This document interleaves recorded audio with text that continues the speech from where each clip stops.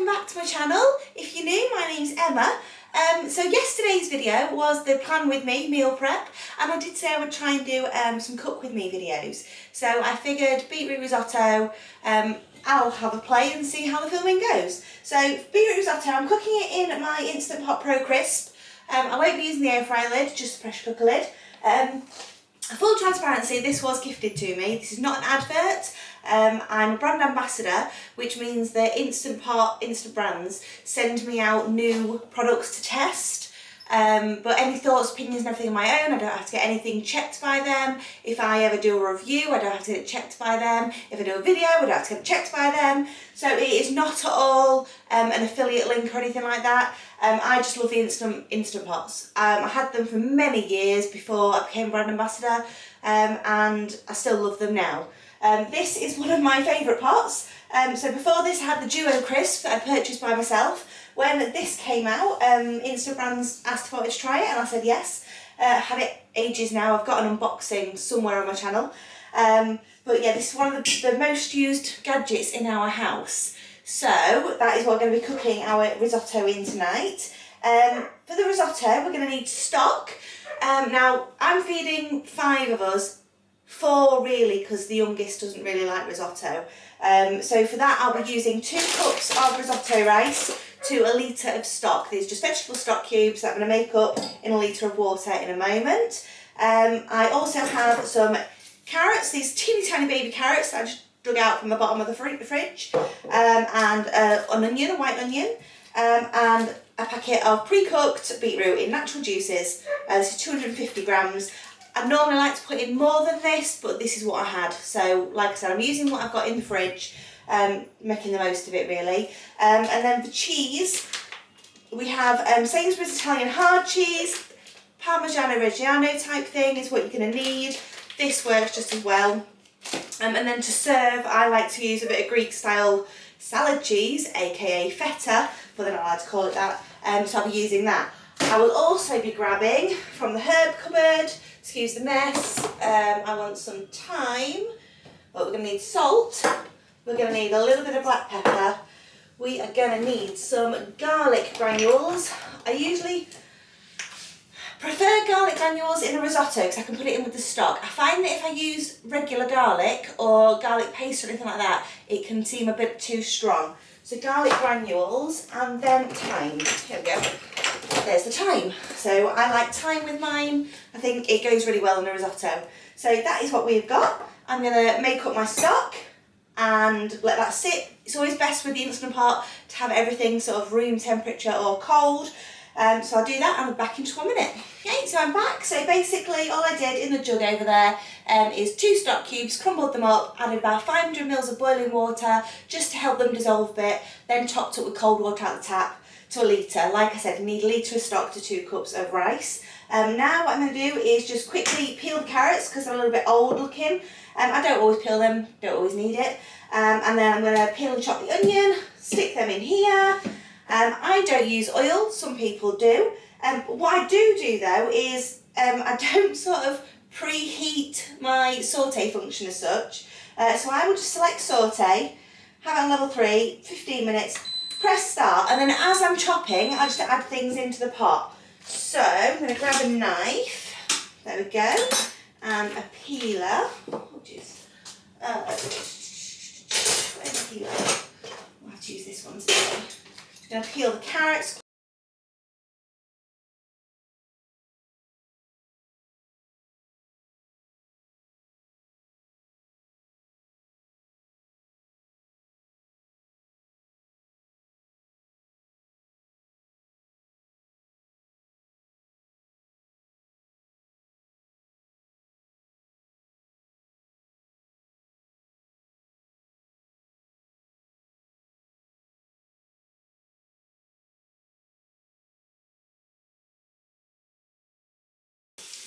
So as you saw there, that was the carrot and onion that has gone straight in the pot.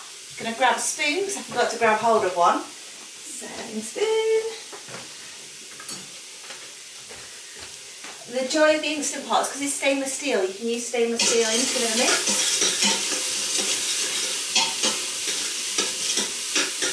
I don't saute this down all the way. I don't think it's needed because the vegetables will cook anyway as the risotto cooks.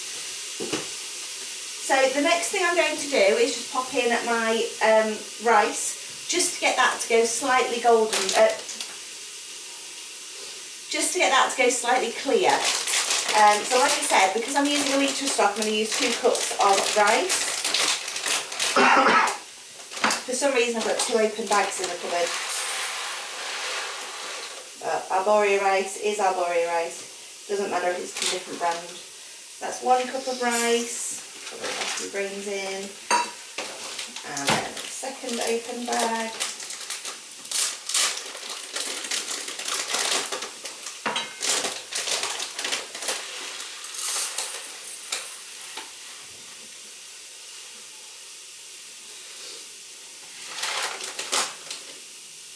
Second cup, straight in the pot. I haven't put the beetroot in, you noticed. So this beetroot is pre-cooked.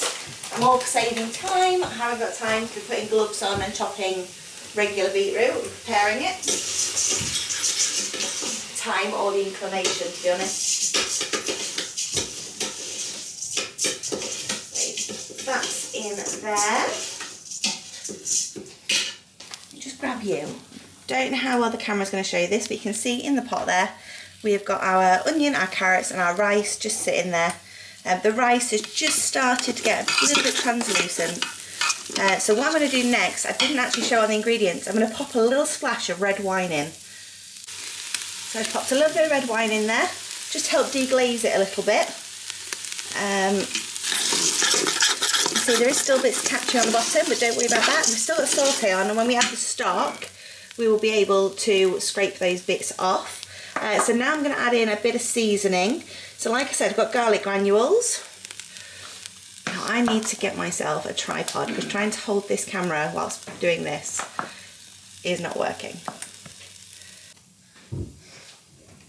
So a tripod and the camera didn't work. I need to get myself a better tripod.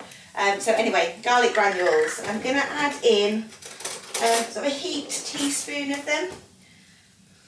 Pop those in there. Then I'm going to add about the same of thyme. Good heaped teaspoon of that. Straight in the pot. A good grinding even of black pepper.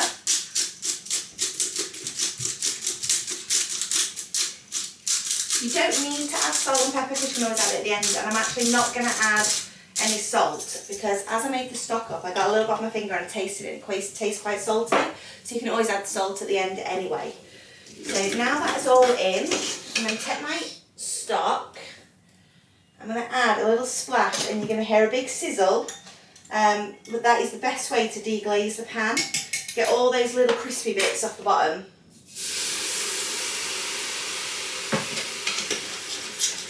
You need a little bit of stock. What have I used there?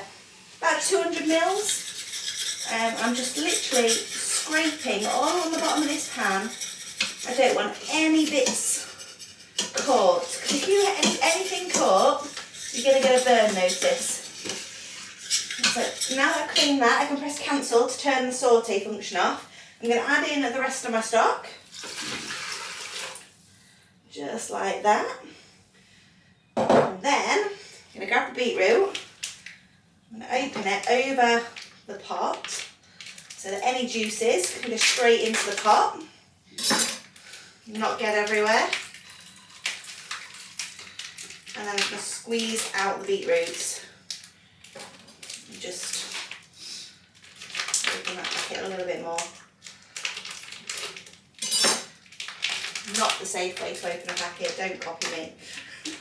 But yeah, you'll see 1 beetroot, 2, and the third one, just like that. And I've got beetroot juice all in my hand. Let's pop that in the bin.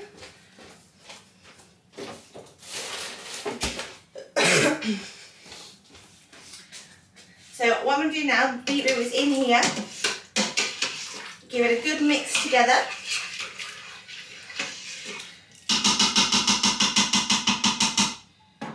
Chop the beetroot after cooking I just find it's nicer that way. You could mash it beforehand, it's your choice. I have mashed it beforehand actually, and I did get a burn notice because bits had caught on the bottom, whereas leaving it whole, I don't think I'm going to get that problem. So now the lid goes on, and we're going to choose pressure cook, high pressure, 6 minutes, start. This part self-seals. Some of the older pots you do have to make sure that your vents, your knob, your button, depending on which one you have, is set to sealing, but this one does that automatically for you. And now we'll just leave it alone. After the 6 minutes, we're going to let it naturally pressure release. No, we're not, because that's what you do with rice. With risotto, we're going to leave it for 6 minutes, then we're going to quick pressure release and add in our cheese and serve. Simple as that. Okay, so as you can see, the pot is finished. We can press cancel, you don't have to, it's automatically gone to keep warm. Press cancel. On my pot there's a little switch, I'm going to flick that and the steam is going to come out here. Don't be scared, there's nothing to be scared of. So as you'll see, it'll take a minute or two just for that steam to release.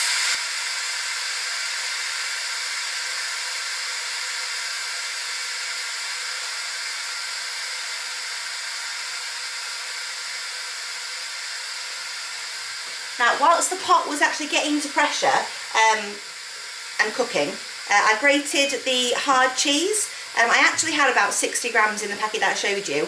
I like to use between 100 and 150 grams, so I got some more out of the fridge. So there's about 130 grams of cheese there. And I also steamed some broccoli, because I like broccoli with mine. But yeah, at the minute we're just waiting for this steam release, and then we can have a look in the pot, chop the broccoli, the beetroot, and serve.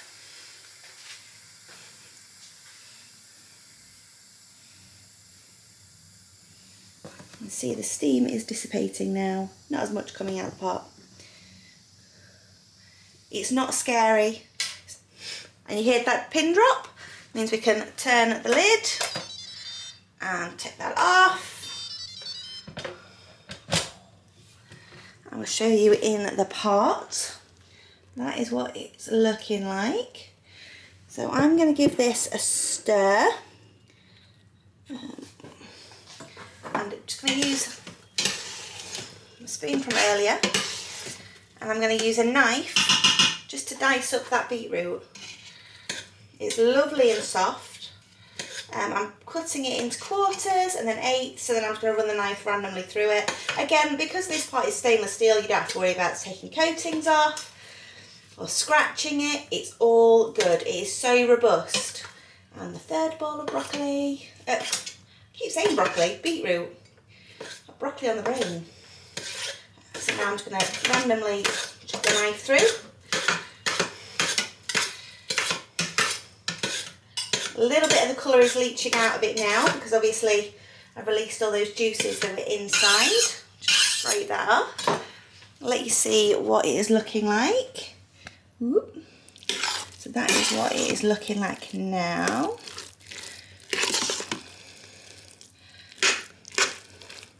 I'm going to mix in that hard cheese. Like I said, it's about 120, 130 grams. Just going to pop all of that in the pot. You can obviously do less, more, whatever you like. We're a cheesy family, we like things cheesy. Hence why I have a little bit of cheese sprinkled over the top as well. So let me show you this. See, this cheese, just going to melt into it. Add to that creaminess that you expect from a risotto, and then I'm going to serve. So, put the camera there. See if I can angle you. Aha. There we go, so this is my bowl. So I'm going to pop a nice serving of the risotto just in here. 2 big spoonfuls. We have massive pasta bowls, so it doesn't look like I'm having a lot, but actually I am. In fact, I'm going to have 2.5 spoonfuls today, why not? And then I'm going to add some steamed broccoli. This broccoli was just done in a microwave steamer. And in our house, we eat the stem as well. I know some people do, some people don't. I'm going to pop some broccoli on there, just a few little bits.